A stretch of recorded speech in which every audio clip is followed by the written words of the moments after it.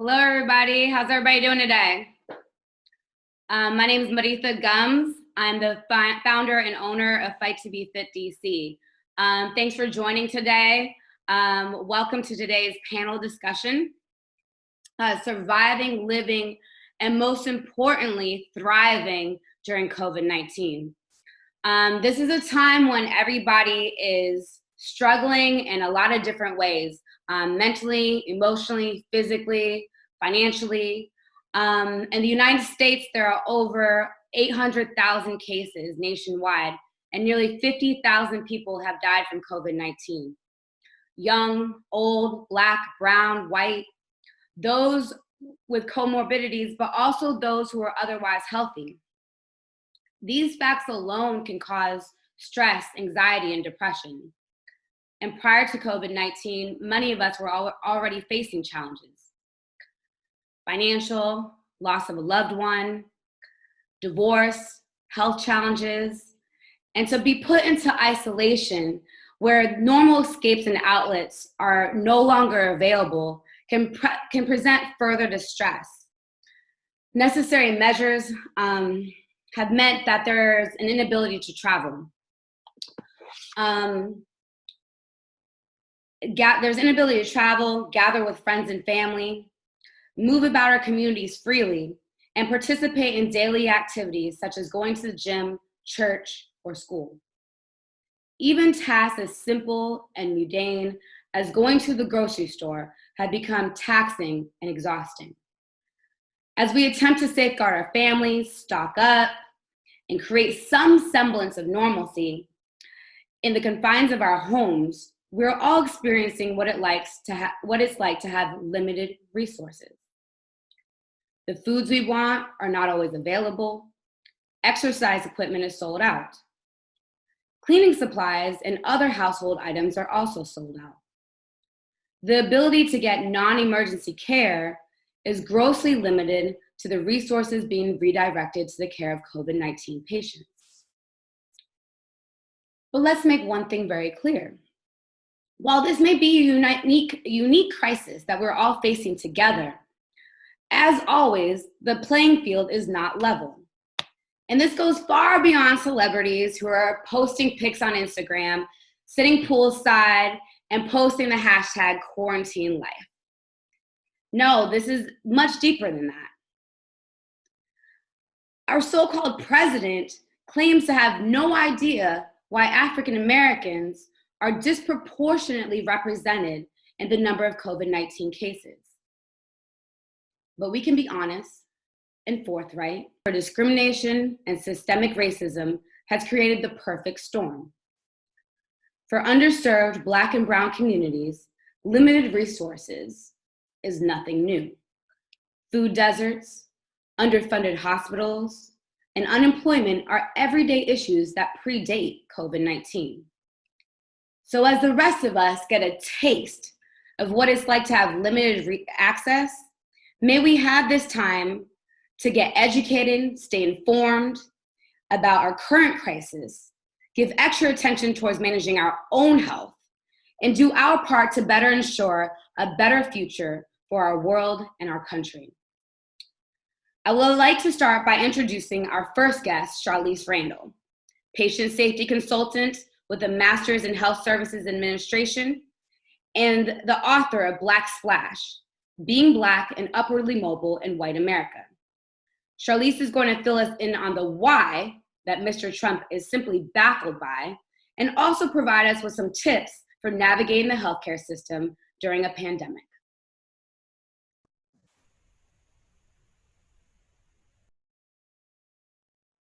Hey, Charlise. Hello. How are you doing? I'm doing well. How are you? Good. Sorry, what was that? No, good. I'm good. Oh, so I think I missed your introduction, but Did you? Okay. I did. But okay. I stumbled a little bit, and I practiced, by the way, guys. I did practice, but I did stumble a bit. Okay, so I'll go ahead. So welcome, but yeah, I just want to welcome you. Go ahead and just highlight some of the things that you'll be talking about with us today. Sure. So thank you Medita for putting this together. But again, my name is Charlise Randall. I am a healthcare consultant at Ernst & Young. So all of the clients that I work with are hospitals and health systems, and I focus specifically on patient safety and clinical quality. And many of the hospitals that I work with are having issues with safety and quality in large part because they're serving particularly vulnerable patient populations. Because of the history of this country with racism, that those vulnerable populations are disproportionately Black and brown. And so the work that I do, we have to be keenly aware of the ways in which one's environment impacts their ability to sustain a healthy lifestyle, so ultimately their health and wellness. So when the coronavirus started to spread here in the United States, I think perhaps I gave too much benefit of the doubt to our nation's leaders in assuming that they would understand that inequity American society, that's the result of racism. So inequity in housing, education, income, wealth, all of the above, that inequity would ultimately result in Black and brown people disproportionately being impacted by this virus. And we've seen this with other types of disruption in the past, right? So natural disasters like Hurricane Katrina or the economic downturn of 2008, all of those things disproportionately impacted people of color, and we're seeing it again with this pandemic.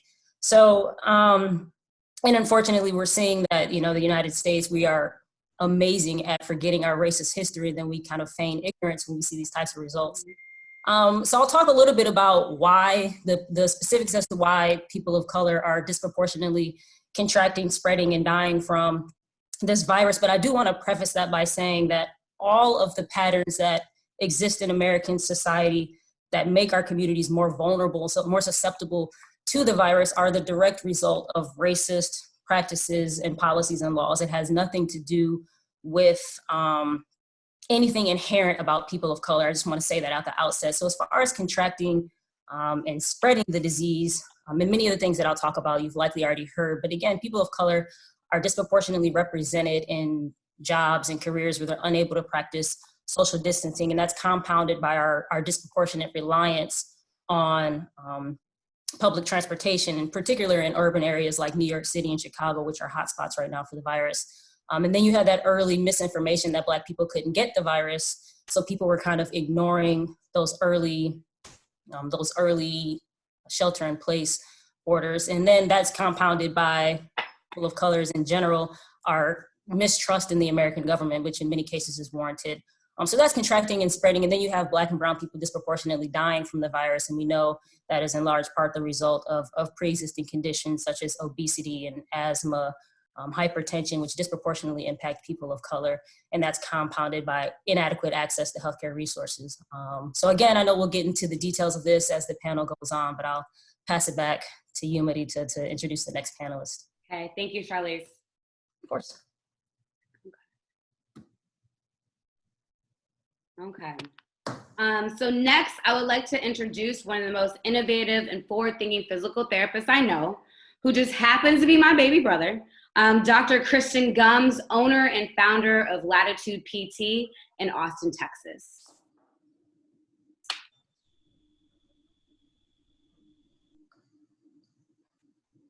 Hey, Chris. Hey, how's it going? How are you doing? Great. Good. It's nice and sunny and warm there, huh? Yeah, I didn't expect it to be so bright in the background. Yesterday it was rainy, so it's kind of up and down around here. Okay. Well, please highlight some of the things you'll be talking to us about today. Yeah, I'm Dr. Chris Gumbs, a physical therapist in Austin, Texas, and today I wanted to talk about broadening our horizons as far as what a workstation can look like, and then also how all the additional strain in our lives right now can be affecting us as far as aches and pains we might be feeling. Okay, great. All right. Awesome. So let's go ahead and let's introduce our next panelist. Oops.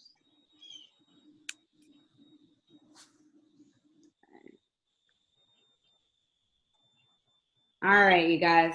So lastly, and perhaps most critically, given that our mental sanity is perhaps most at stake right now, I would like to welcome Dr. Petronella Mbu, pediatric emergency psychiatrist who is currently based at Nationwide Children's Hospital in Columbus, Ohio.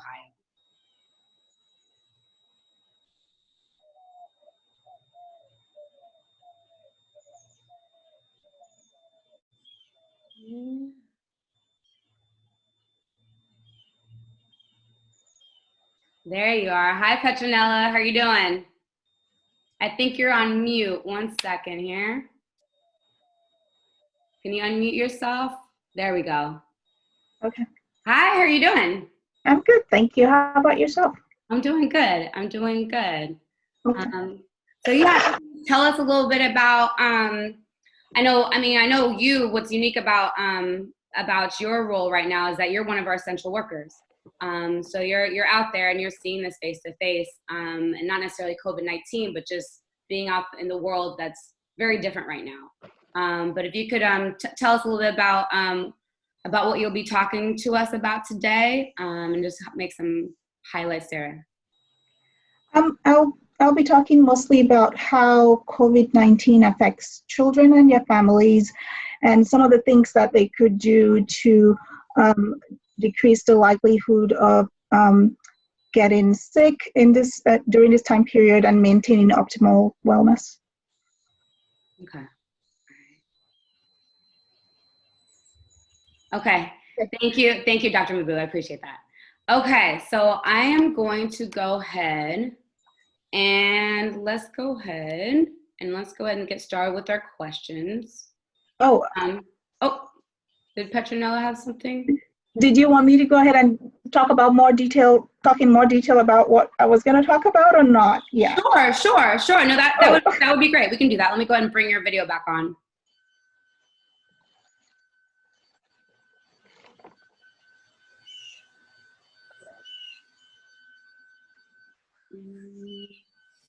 Let's see.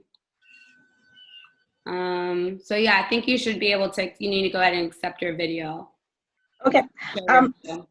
Yeah, we don't see you quite yet though. There we go. Okay. Perfect. So I mean, as most people already know, the way it's affecting kids is that children, the major change for kids is that they don't go to school.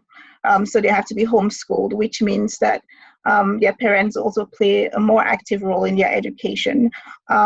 But it affects kids in other ways. For example, they no longer have extracurricular activities that they used to have, and now are limited to social activities on some sort of social media. And there's a lot more interaction with your families. Modality of learning has changed for kids, and they seem to have a lot more free time. So unlike when they had to get ready to go to school and hop on a school bus, and now they have a lot more time with the amount of schoolwork they have without the extra time it took to get there and do all those things. Kids are also being exposed to a lot more social media, and that can affect them in various ways, causing anxiety, causing some sort of vicarious trauma. Kids also tend to mirror their parents. So if they notice their parents are having more anxiety, for example, financial worries or concerns about health, they can also internalize that. So that's how it's affecting kids in general. I would say when it comes to parents, obviously this pandemic is causing a lot of economic concerns about health and safety of their family members, and parents have a lot more responsibility, unlike before. Now they're sometimes the teacher of their kids, in addition to being a parent for a longer period of time. When I say that, I mean the school used to assist in parenting, but right now the parent has most of the burden. So those are the two major ways in which parents versus kids are affected, and I would love to talk about it in more detail if people have questions. Okay, great. Thank you so much, Petronella. Okay, so I'm going to get started on questions. The first question I have is going to be for Miss Randall. So let me just go ahead and get her back on.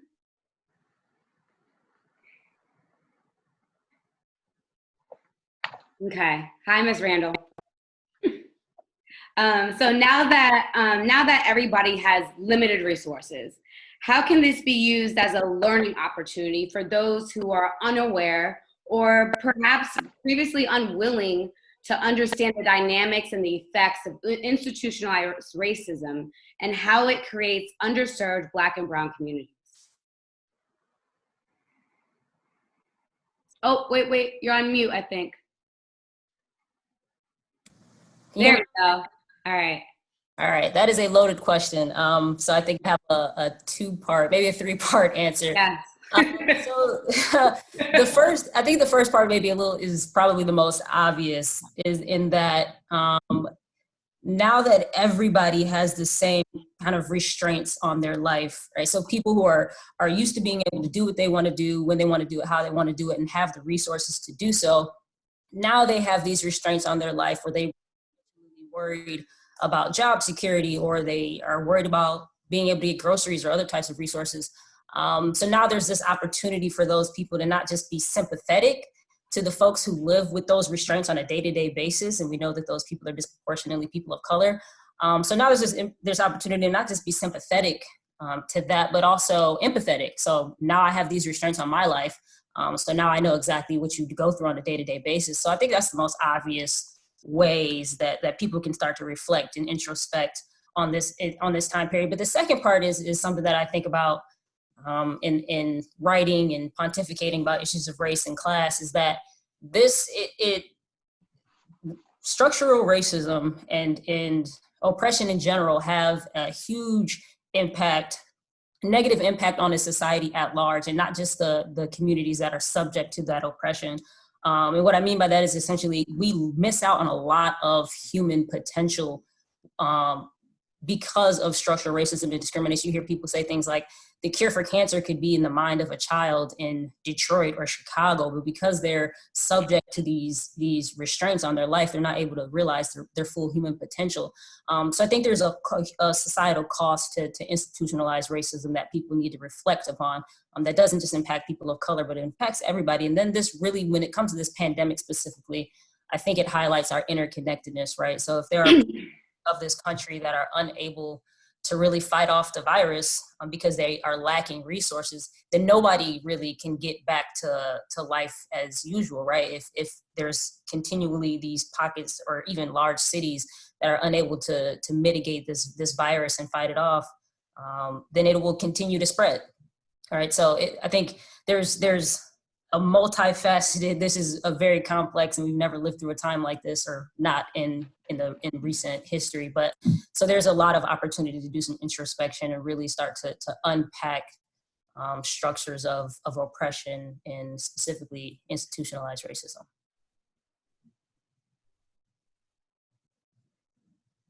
Okay, all right, thank you, Ms. Randall.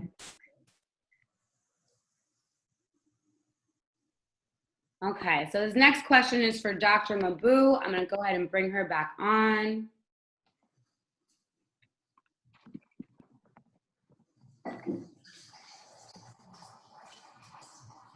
And please make sure, let's see. You there, Dr. Mbu? There you are, okay, perfect. All right, so Dr. Mbu, like, this is a lot, this whole situation. This is a lot to take on, and on different levels and in different circumstances, we are all struggling.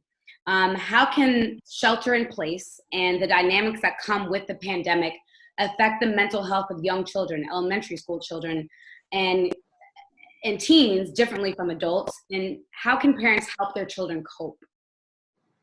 Okay. I would say in general, kids just want to be kids, right? So I'll start with, when I say kids, I'm thinking elementary age children. So kids under the age of 12.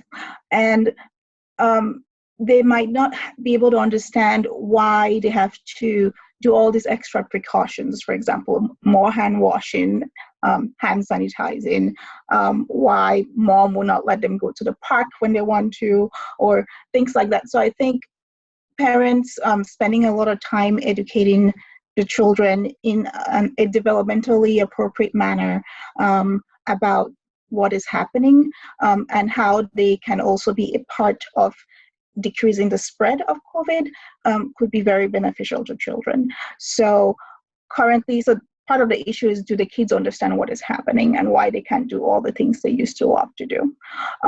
Two, the fact that the kids spend a lot more time at home and are being homeschooled online certainly is it's a major stress, because it's an adjustment. They have to adjust to this new way of life.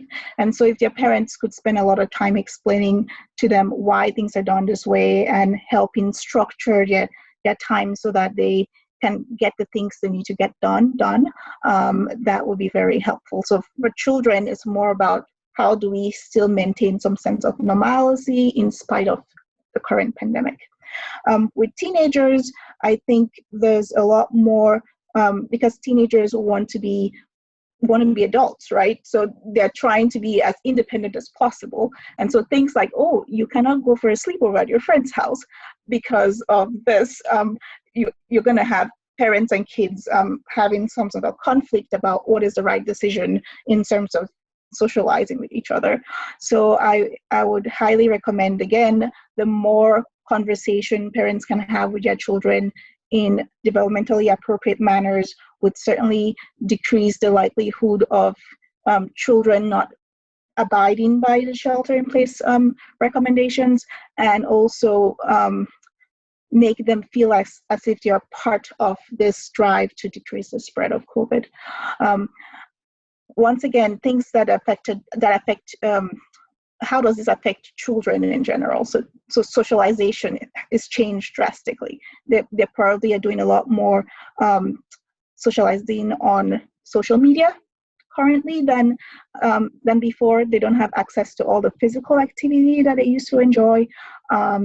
So finding ways of ensuring that they still get exercise, still maintain a proper sleep pattern, instead of being on their tablet all the time, still do their part in the family, like chores and things like that, would certainly be helpful. I would highly recommend that parents use this as an opportunity to increase cohesion between family members. So maybe doing a lot more board games or video games as a family, cooking together, things like that. It could actually end up strengthening families in the long run. Okay, thank you, Dr. Mbu. I appreciate that. Okay, Dr. Gumbs, let's bring you back on. Okay. Hey. Okay, so a lot of folks are working from home, many of which have never worked from home before. Now, I've always advised my clients to stay away from sitting on the couch, to sit at a table, to sit on the couch with their laptops, that is, and then to instead sit at a desk with their feet flat on the ground. But you and I have had some recent conversations, and I know you disagree with some of these notions, which is okay, because we've been just having disagreements since you could talk. And in any event, I definitely refer to your expertise in this arena. So tell me and tell us, how can we develop workspaces that are conducive to productivity and good function? And then what are some simple tips you can offer people who are sitting all day and being bombarded with office work? All right, good questions. So I don't necessarily disagree with what Melita said, but like I said earlier, I want to kind of broaden people's perspectives as far as what a workstation can look like. So I made some slides tonight to give you some visuals. So I'm going to share my screen.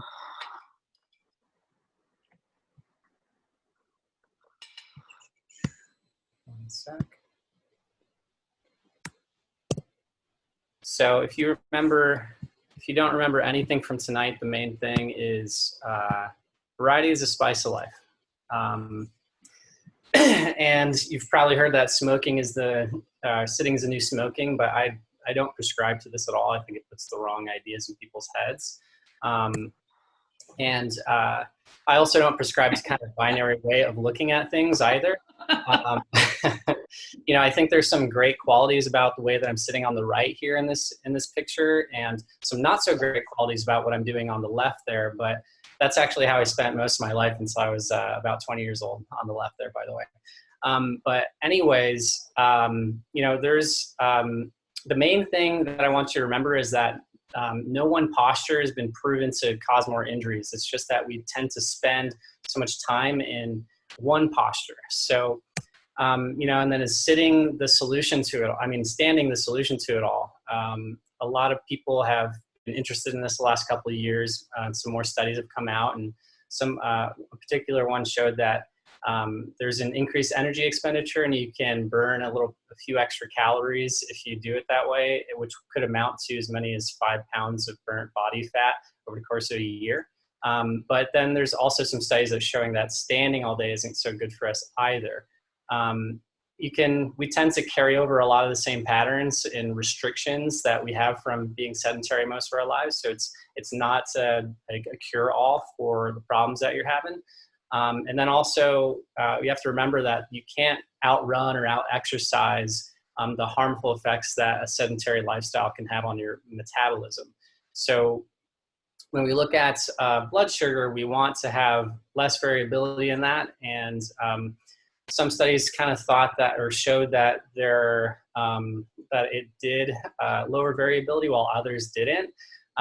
So that's the jury's still out on that. But what we do know is that some short bouts of exercise throughout the day can lower the variability. And so the variability in your blood sugar, if you have less variability, that means less oxidative stress and less free radicals. So that's a good thing.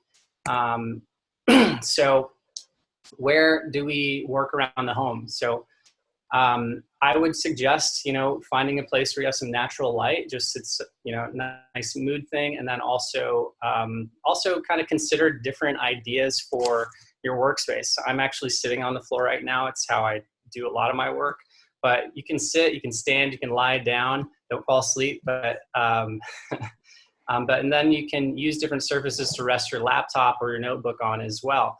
Sometimes I use a chair to rest my laptop on, and I sit on the floor. And so I want you to not think that sitting is bad, but sitting is actually good. It's just a natural part of movement. And the problem is that we just tend, like I said earlier, we tend to always sit in the same way. And typically we really unload our joints, putting more tension on the musculature. You've probably seen some of those little diagrams on Instagram that show your head can weigh as much as 60 pounds when we have text neck and let the head drift forwards in front of the shoulders. So that can create hot spots and trigger points in our muscles. And trigger points are those top bands that we have all over our body and our muscles, and they can cause pain locally, or they can cause pain in other areas, surprisingly.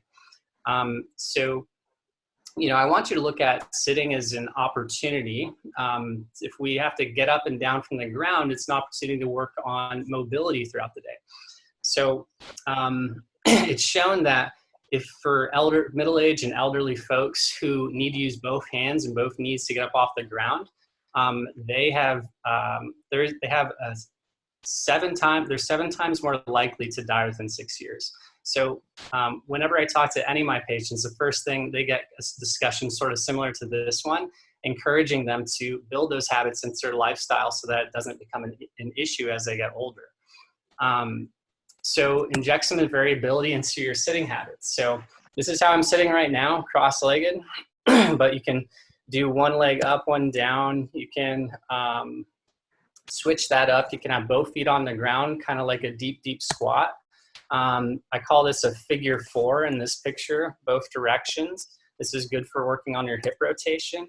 You can work on a tall kneeling like that. You can stack your books up on top of something to make it easier so that you're not looking down too much. You can just switch it up a little bit every once in a while. One leg out to work on your hamstrings, both legs out like a straddle, and just a few different other ideas here as well.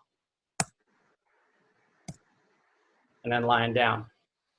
I love this one because it's a safe way to put some load into the lumbar spine in extension, where we're normally so slouched over and unloaded. So I really like that one. So those are just some ideas. Back to you, Marita.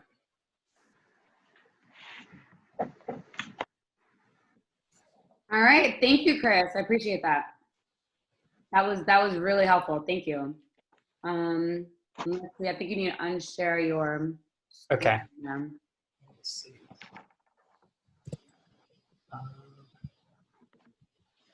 One second. Okay. And we're gonna bring back on Dr. Mbu. Okay, sorry, figured it out. Okay, no worries, no worries. We're learning here together. Okay.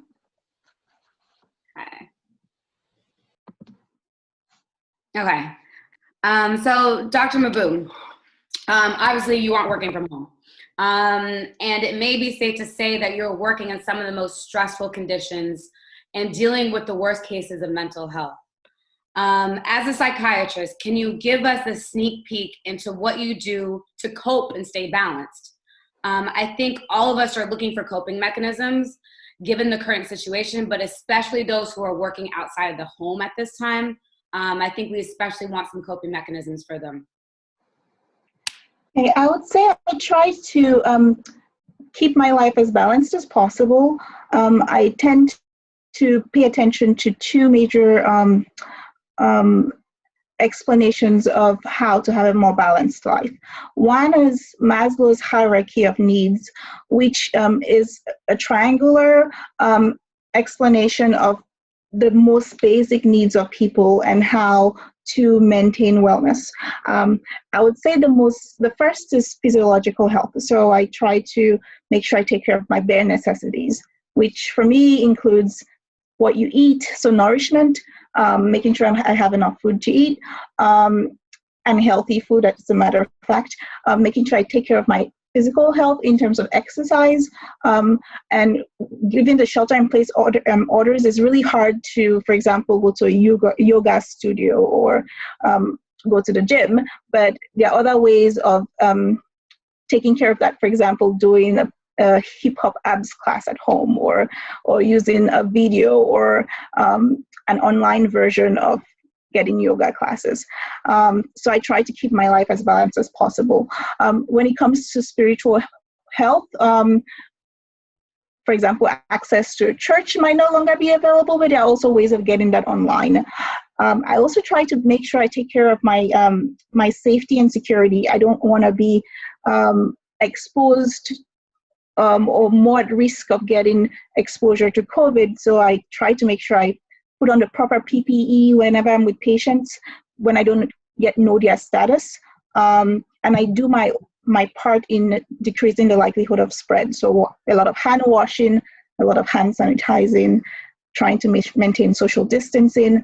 So a good 6 feet apart from the next person ahead of me, trying to make sure I sneeze. When I sneeze on my arm instead of out where it could reach someone else, and things like that. So what I expect of others is also what I do for myself. The next thing is social connection. So a lot more communication with family and friends, like making phone calls and sometimes on video calls, and colleagues as well. So trying to make sure that in spite of the fact that we have to do social distancing, it doesn't mean that we should be distant socially, if that makes sense. And I would say the fourth thing for me is I try to also maintain some sort of passion for something within the workplace. So, for example, working on this panel is an educational activity for me, which required a little bit of research. So that keeps me going. Okay, thank you, Dr. Mbu. You're welcome. All right, so next, I'm going to bring Dr. Gumbs back on.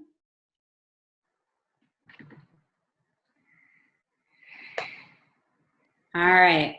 Hey. Okay, so how about you? What advice can you provide for those of us who aren't working from home and need to find ways to come home and decompress? Great question. I'm going to share my screen again. Oh, whoops.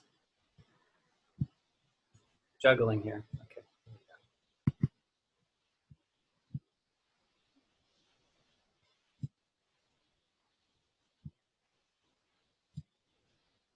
All right. Yeah, great question. So for folks that, can't, aren't necessarily having the freedom of being at home during this time, what can they do? Some of the same things I would suggest for people that are home, but obviously they won't necessarily have the same flexibility, but some of it could include utilizing technology. So I have a Samsung watch. I've had it a few months now, and I absolutely love it. My mom and I actually got matching ones, which is great. So I can keep tabs on her a little bit, ask her what her walking steps are like and things like that.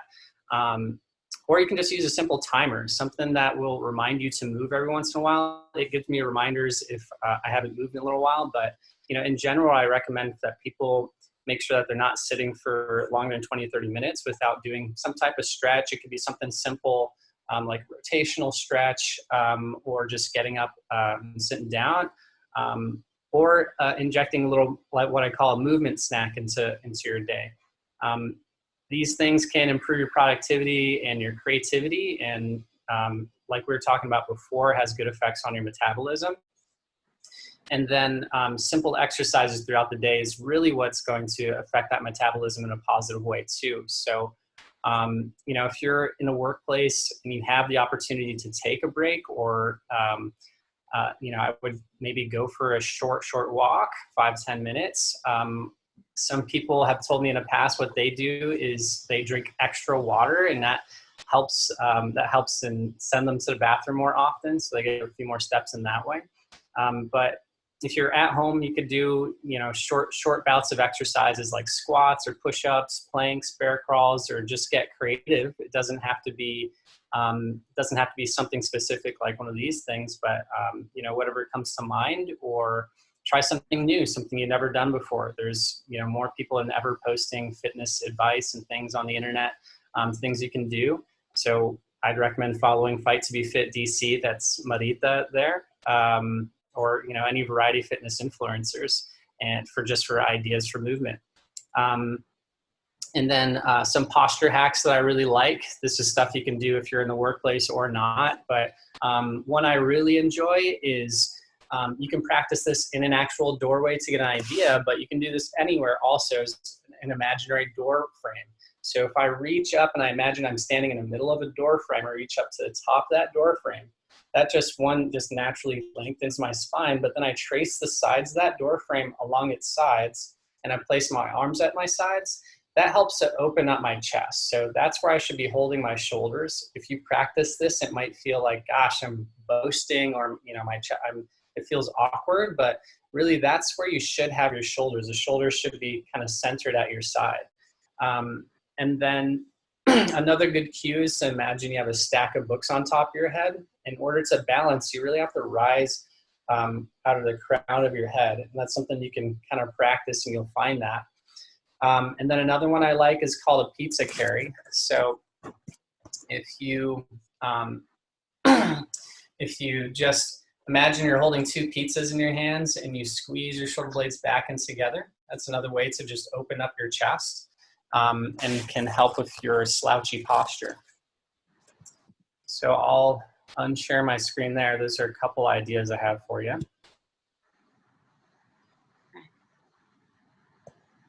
Okay, great.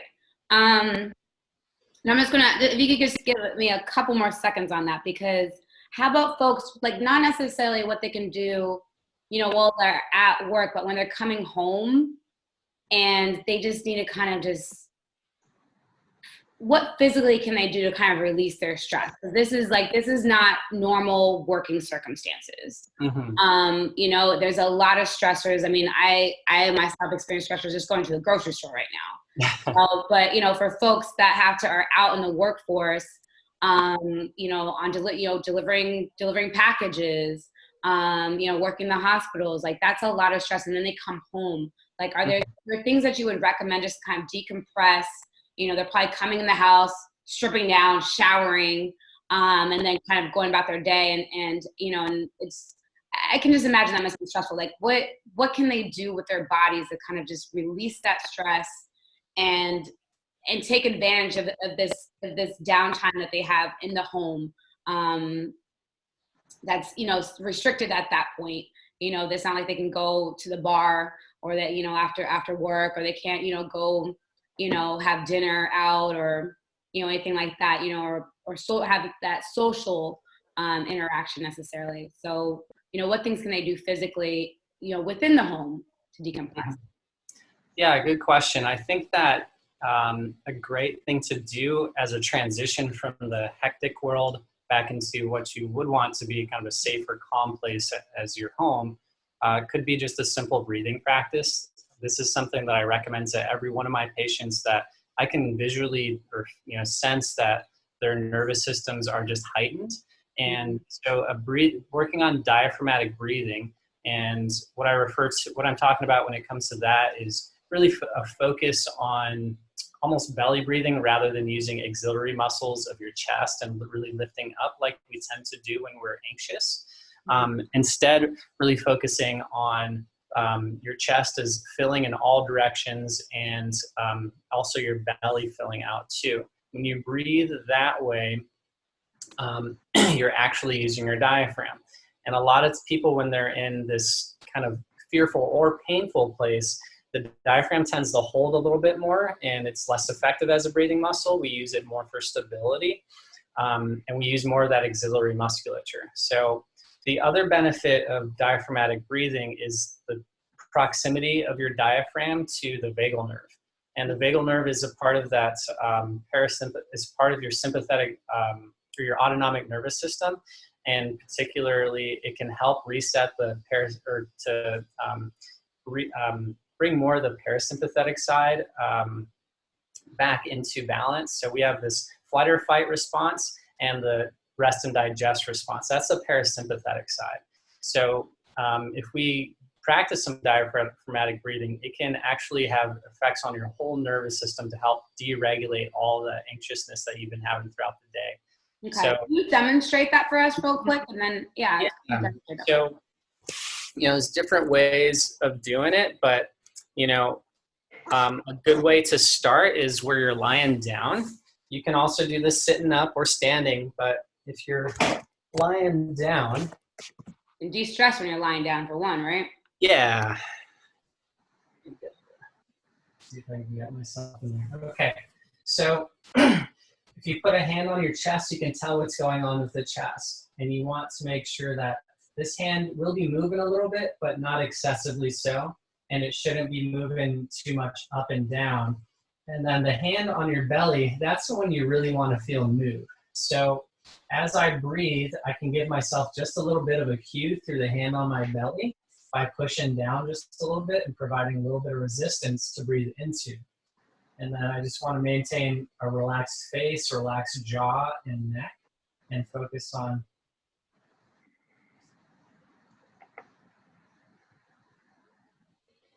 so it doesn't take tension in the abdominal musculature to do this.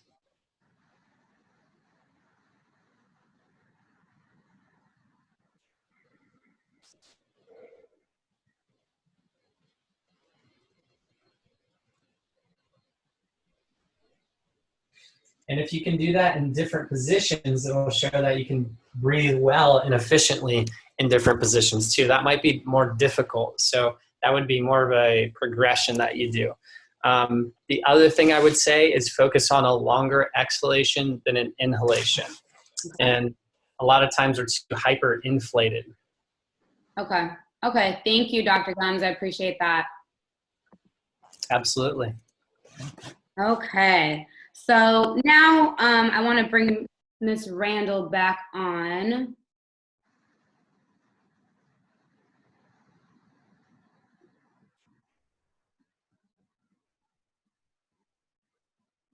Okay. Hi. Okay. So Now, as part of the objective of this discussion, we want to come up with as many solutions as possible. So for those who are in these impoverished areas, so those of us who are in these impoverished areas with underfunded hospitals, what would you recommend for these several individuals during this health crisis? What resources can they seek out? What advocates or hospital personnel can they ask for? Yeah, I think that would be really helpful for everybody, really, but especially in these hospitals, because I mean, you know, I think all the hospitals are being overtaxed, but especially the ones that were already underfunded. Yeah, that's a good question, and so I'll speak to hospitals specifically because that's my wheelhouse. But I think the first piece of it is knowing what you're up against if you do find yourself having to go to the hospital. So like you said, in communities that are being overwhelmed right now with the virus, upwards of 50, 60, 70% of their capacity is completely geared towards trying to treat the coronavirus. So, and they're short on resources, whether that be people, like a lot of employees are out sick. I think there was a report that came out at Henry Ford Health System, which is a health system in Detroit, which is being heavily impacted by the virus. Something like 700 of their employees had tested positive for the coronavirus. And then that was compounded by another group that were out with symptoms. So they don't have the same type of capacity that they had before, and they're short on equipment, they're short on supplies, PPE, all of that. So just knowing that if you go into the hospital, people that you would normally have access to help you navigate your care, so social workers, financial managers, care coordinators, all of those people may not be working in their normal capacity, because when you have these capacity issues in a hospital, you just create a labor pool, and whatever that hospital needs that day, whether that's temperature checks, passing out meals, whatever they need that day, that's what those people are doing. So just be aware of what you're going into, and if you do anticipate that there will be issues with the care, then communicate that early and often. And my recommendation would be, unless you are really, really sick, obviously don't wait. But unless you're really sick to the point where you need some specialized healthcare equipment, like a respirator or something, try all avenues before you go into a hospital, whether that be telehealth, which is a lot of different health systems are ramping up their capacity to provide telehealth, and insurers are expanding their coverage so that if it wasn't covered before, it is a part of your package now. And you don't have to go through a hospital to get those services. You can go through a hospital, you can go through your primary care doctor, you can go through an urgent care facility, all of those above. So if you can avoid going to the hospital, then do that. And then depending on what area you're in, there are different testing centers. If that's kind of, if you're sick, but you just really want to know whether or not you have the virus so that you can know how to behave responsibly, then there are different testing centers that are popping up in different cities. So just do your research. If at all you can avoid the hospital, especially in these highly impacted areas, then do so. I mean, if you find yourself needing to go to the hospital, whether it's you or with a loved one, just be prepared about what you're going into. And if you're a family member, bring a mask of your own, because from a supplies perspective, if you don't have a mask, a lot of times they're not even letting you inside of the hospital, and they may not be able to provide you with one. Okay, thank you. I appreciate that. That's good to know, especially about the mask. Because that they're not even going to let you in the hospital. I think that's really important, especially if somebody's going to the hospital with someone who's able, if they're sick, but especially if they're disabled or they're right. elderly, they need to make sure that the person that's with them assisting them into the hospital doesn't have a mask. So thank you.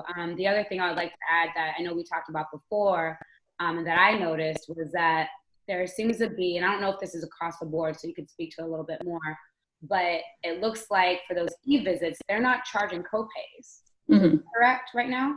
Yeah, so last I checked, all of the major insurers, so Blue Cross Blue Shield, United, Aetna, Cigna, Humana, and then a drove of other insurers are waiving co-insurance and cost sharing for coronavirus testing and treatment. So if you have concerns about payment, then those don't worry about it, because that all of that is being covered. And any hospital that is accepting money from the government, that stimulus package, they have to waive that the cost of that care as well.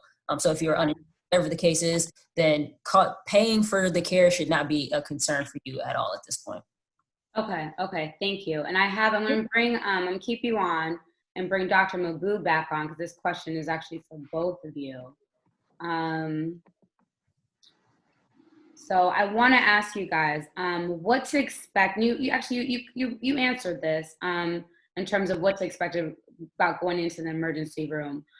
Would you actually have anything to add to that, Petronella, about what to expect, when to go, how to protect yourself?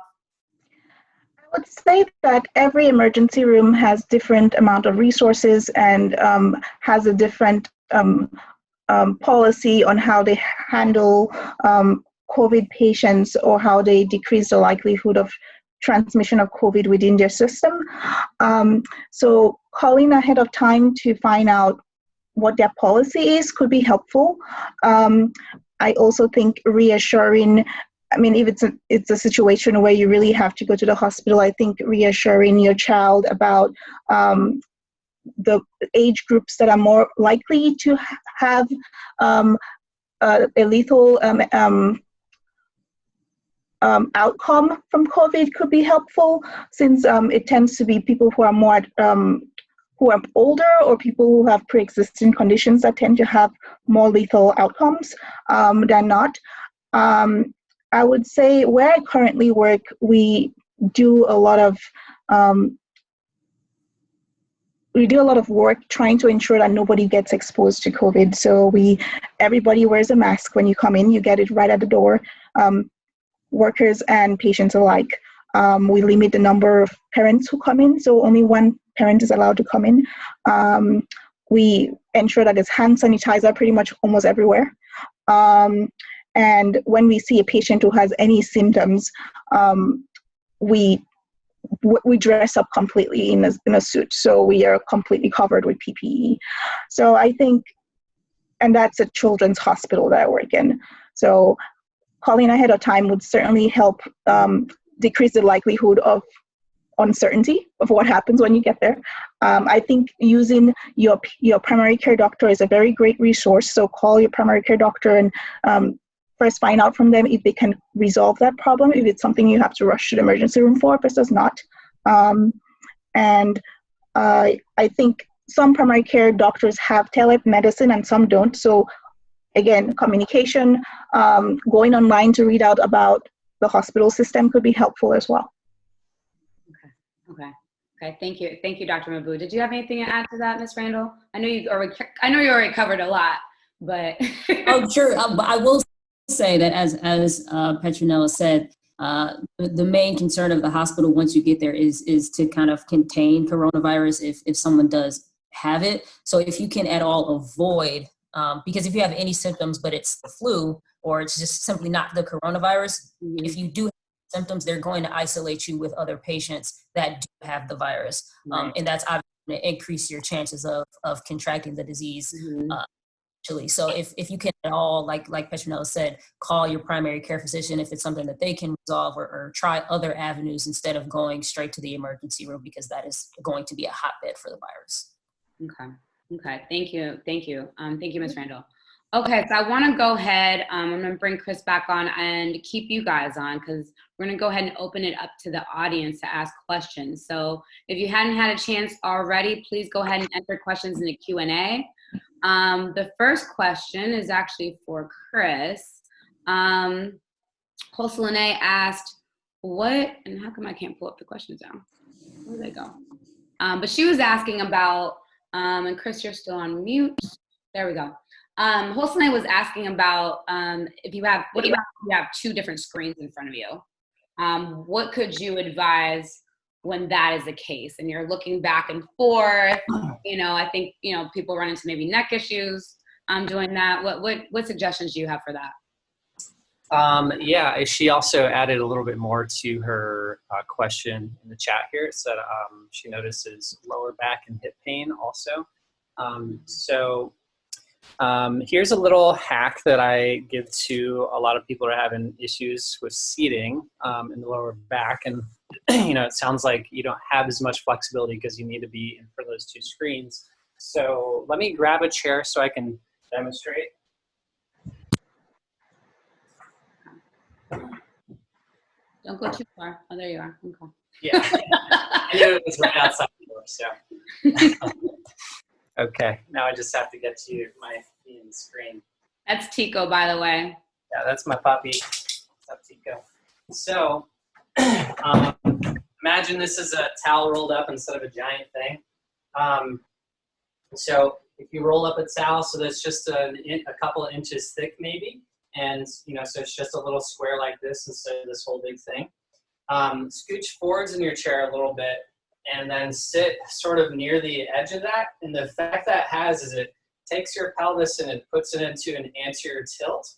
So it's just rolling forwards just a little bit to put a little bit of the natural curvature in your low back.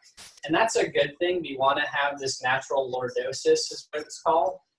Those curves of the spine are there for a reason to help absorb shock or just help you attenuate the gravity, force of gravity. So, and the other thing it does is it sends weight down into the feet.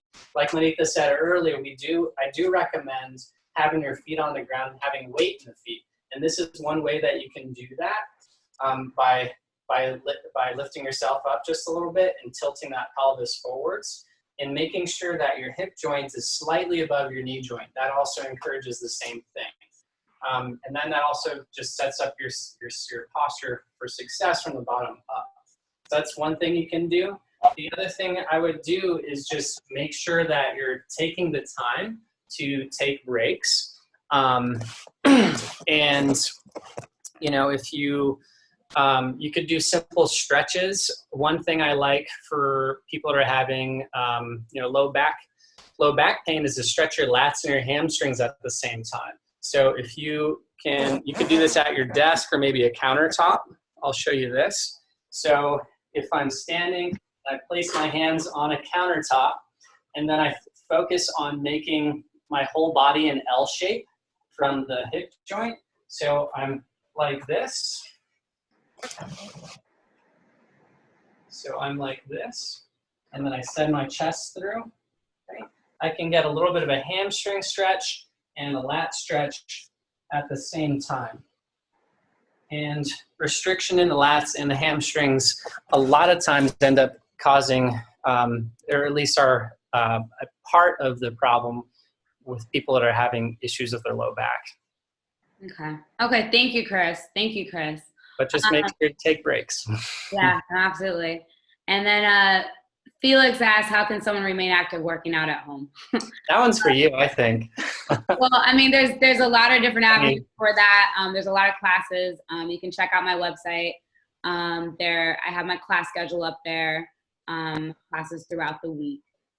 Does anybody else have, and there's, you can find, if you go to local gyms, there's classes, there's yoga studios, pretty much everything has gone virtual.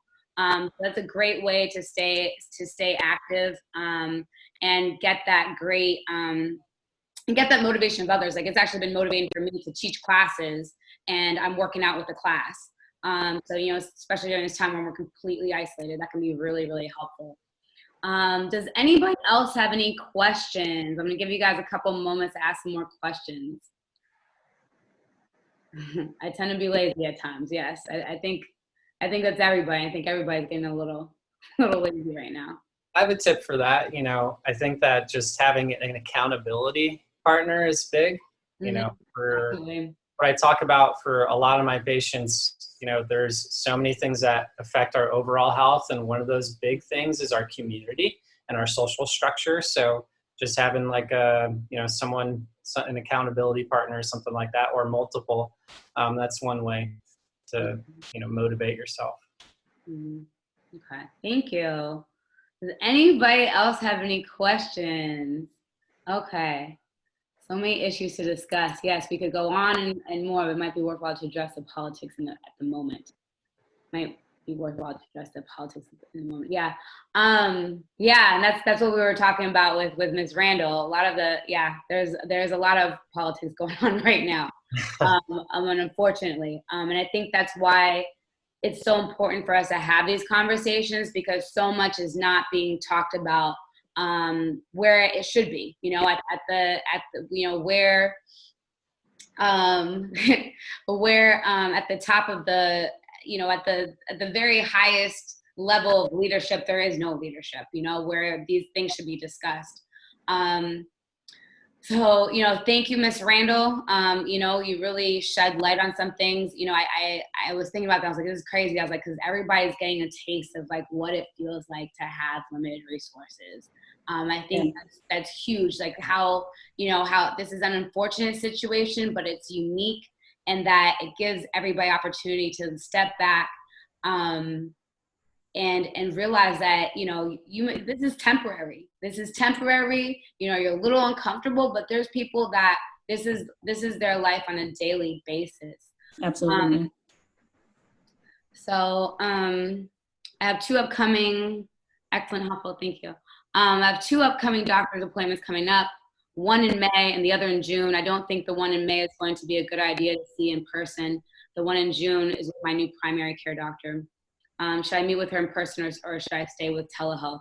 I think that's something you can definitely refer to. And I think Charlise and Petronella can answer these questions, a little bit better than me, but I'm thinking you probably want to speak with the physician and see what they advise, if they need to see you in person or if you can do telehealth.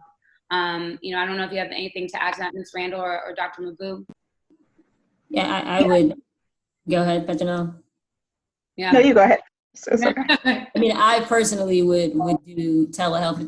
It also depends on what you're comfortable with and what area of the country you're in, because depending on where you are, June may look one way in one state and one way in another state. But I would personally, at all costs, avoid any type of doctor's office unless I absolutely needed to be there in person. So I would suggest telehealth personally. Mm-hmm. Mm-hmm. Okay. I would say an initial evaluation certainly requires listening to body parts, like listening to your heart and lungs and things like that.